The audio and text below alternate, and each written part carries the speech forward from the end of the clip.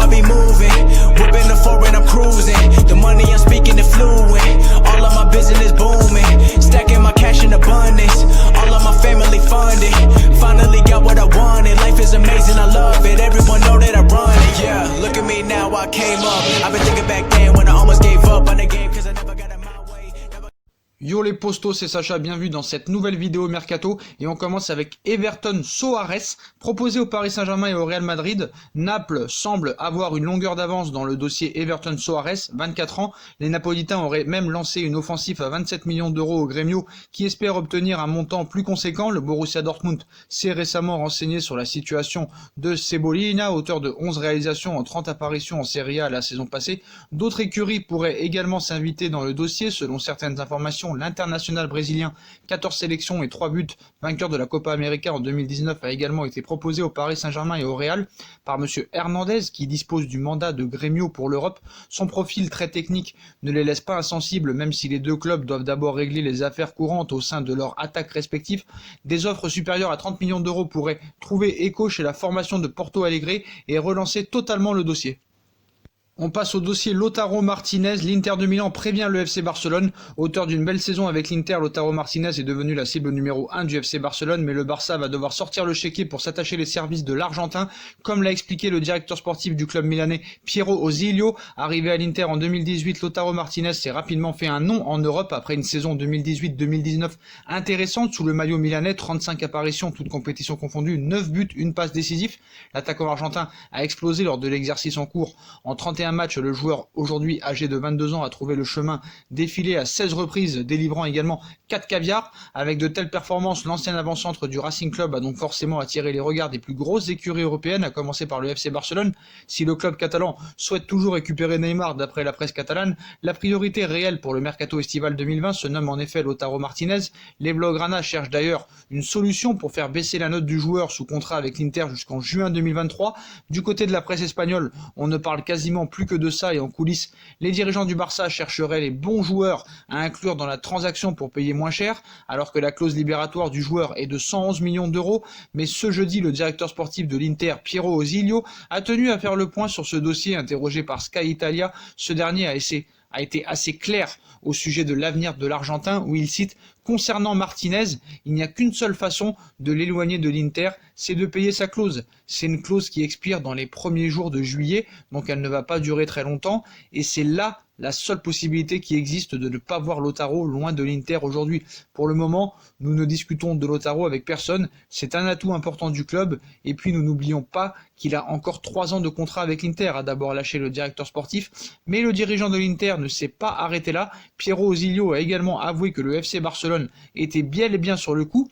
De nombreuses équipes nous ont contactés pour parler du sujet Lautaro, parmi elles la plus décidée avec laquelle nous entretenons des relations amicales et cordiales est le Barça. Je ne le cache pas, et je sais que le Barça sait parfaitement quelles sont nos intentions.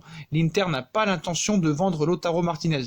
Puis je répète, il y a une clause, ils ont qu'à la payer. Le message est désormais passé.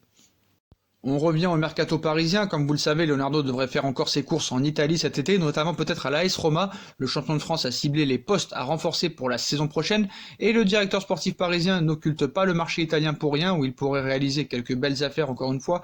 Ainsi, 2 joueurs du club de la Louve sont attentivement suivis par la direction francilienne.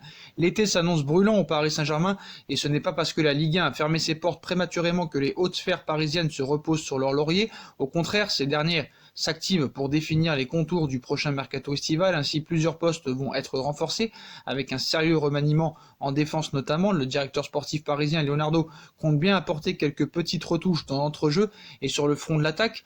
Pour le secteur offensif, Léo va boucler le dossier Mauro Icardi avant dimanche. Outre Icardi, le principal protagoniste conserve un œil attentif sur le marché italien. Ces dernières années, le dirigeant brésilien s'est particulièrement distingué dans ce registre en réalisant des coups retentissants. Cet été pourrait bien ne pas déroger à la règle. Ce jeudi, la Gazzetta dello Sport révèle que le Paris Saint-Germain lorgnerait sur 2 joueurs de l'AS Roma, Lorenzo Pellegrini, 23 ans, et un certain Riccardo Calafiori, 18 ans. Calafiori, la nouvelle pépite de Mino Raiola. Le premier cité possède un contrat jusqu'en juin 2022 avec le club de la Louve et une clause libératoire estimée à 30 millions d'euros. Si la formation italienne souhaiterait prolonger son joyau jusqu'en 2022, 2025, l'intérêt parisien reste concret, comme l'a révélé certains médias récemment. De son côté, l'international transalpin ne se montrerait pas insensible aux avances parisiennes. Il faut dire que le champion de France pourrait lui proposer un salaire annuel de plus de 4 millions d'euros, une belle opération financière qui s'ajoute à la possibilité de disputer la Ligue des Champions tous les ans. Outre Pellegrini, le Paris Saint-Germain s'intéresserait vivement à la pépite de la Primavera, Riccardo Calafiori. Ce jeune latéral gauche possède un certain Mino Raiola comme agent, auteur de 4 réalisations et 2 passes décisives en 13 matchs disputés avec la réserve romaine. Calafiori aurait tapé dans l'œil de la formation francilienne. À Rome, on souhaiterait conserver un joueur au potentiel certain. Paolo Fonseca se verrait bien lui offrir quelques minutes en équipe première la saison prochaine. Si Calafiori vise une carrière à la Francesco Totti à l'AS Roma, l'attrait du Paris Saint-Germain le fera-t-il vaciller dans sa réflexion? Les dirigeants transalpins espèrent résister aux assauts du Paris Saint-Germain dans l'immédiat, mais l'opportunité de réaliser une belle opération sur le plan économique n'a échappé à personne. Le champion de France parviendra-t-il à tirer son épingle du jeu dans ces 2 dossiers? Toujours au milieu de terrain, Casemiro a recalé le Paris Saint-Germain. Casemiro vient de prolonger son bail avec le Real Madrid, pourtant le Paris Saint-Germain a essayé de le recruter, mais s'est heurté à la volonté du joueur de rester chez les merengues.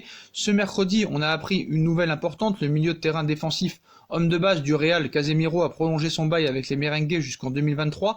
Cette saison, le Brésilien a été l'un des hommes forts de Zidane, puisqu'il a joué 36 matchs, toutes compétitions confondues, inscrivant 4 buts, donnant 4 offrandes et surtout, malgré son agressivité, ne récoltant aucun carton rouge.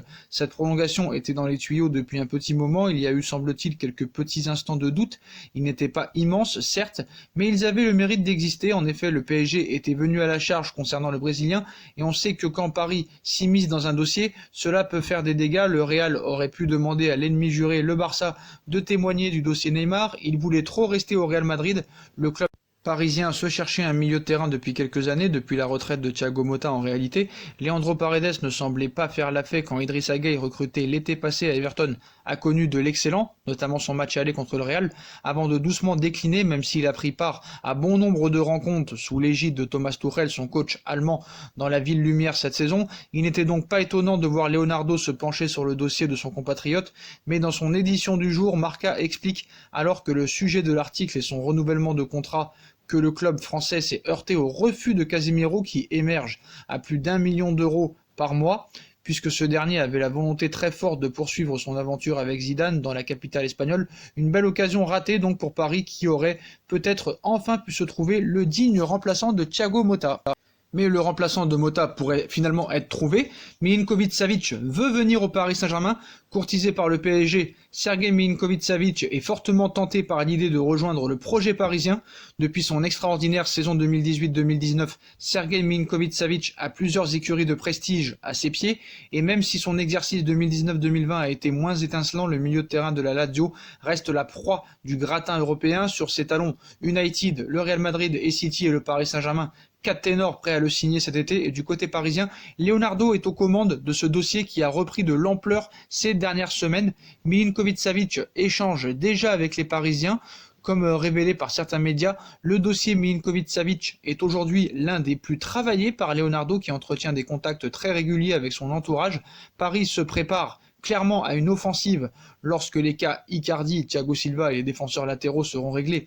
Et d'après quelques sources, Sergej Milinkovic-Savic est très tenté par l'idée de signer au Paris Saint-Germain. Le Serbe échangerait déjà avec plusieurs joueurs de l'effectif parisien, des contacts qui renforceraient encore plus sa position et son désir de venir à Paris. Du côté du PSG, le dossier Savic était beaucoup trop onéreux à l'été 2019, il l'était encore il y a quelques mois avant cette crise, mais les choses ont changé. Paris, qui surveille ses finances, pourrait être disposé à faire un effort pour le recrutement d'un crack au milieu de terrain, et la Lazio, consciente de la tendance baissière du marché, pourrait renoncer à son rêve de vendre son joyau autour des 100 millions d'euros, le prix annoncé il y a un an. Selon certaines sources, Sergej Milinkovic-Savic est un dossier aujourd'hui finalisable à 60-70 millions d'euros, une enveloppe qui pourrait entrer dans les cordes parisiennes après avoir renoncé à investir massivement sur un défenseur central, notamment Kalidou Koulibaly, pour se tourner vers Thiago Silva et une prolongation de son contrat. Paris va disposer d'une enveloppe conséquente pour recruter, d'autant plus si Leonardo enregistre des départs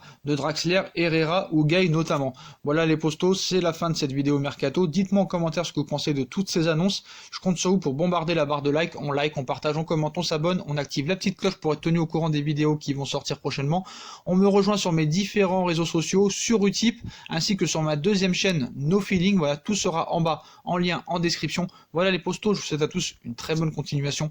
Prenez soin de vous et à très vite pour une nouvelle vidéo les postos. Tchuss.